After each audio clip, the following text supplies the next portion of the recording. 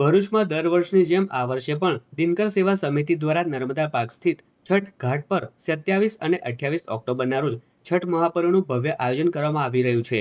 મહાપર્વને લઈને તૈયારીઓ જોરશોરથી શરૂ થઈ ગઈ છે। તેના અનુસંધાનમાં ભરૂચના ધારાસભ્ય રમેશ મિસ્ત્રી, જિલ્લા પંચાયતના કારોબારી સમિતિના અધ્યક્ષ ધર્મેશ મિસ્ત્રી, જિલ્લા પંચાયતના સભ્ય શૈલજા પટેલ, તાલુકા પંચાયતના સભ્ય કૌશિક પટેલ તેમજ અન્ય આગેવાનોએ છઠ ઘાટની મુલાકાત લઈ તૈયારીઓની સમીક્ષા કરી હતી।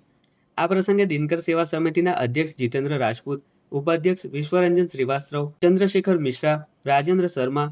રામ ગ્યાસ અને ભોળા ચૌહાણ સહિત અનેક સભ્યો ઉપસ્થિત રહ્યા હતા। દિનકર સેવા સમિતિ દ્વારા આયોજિત થનારી છઠ પૂજાની તૈયારીના ભાગરૂપે આજે ભરૂચના લોકલાડીલા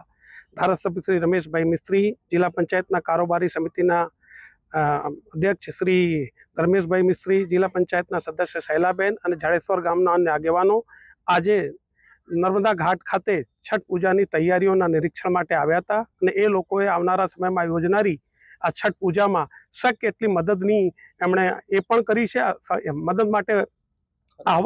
ખાતરી આપી છે અને સાથે સાથે અત્યારે નિરીક્ષણ કરીને એમાં જે કંઈ કોઈ પણ જાતનો અઘટિત બનાવ ન બને અને આ પૂજા ખૂબ ભાવભીની રીતે સારી રીતે ઉજવાઈ જાય એ માટે સંપૂર્ણ સાથ સહકાર આપવાનો એ કરેલો છે। એ બદલ સમસ્ત ઉત્તર ભારતીય સમાજ એ લોકોનો ધન્યવાદ કરે છે।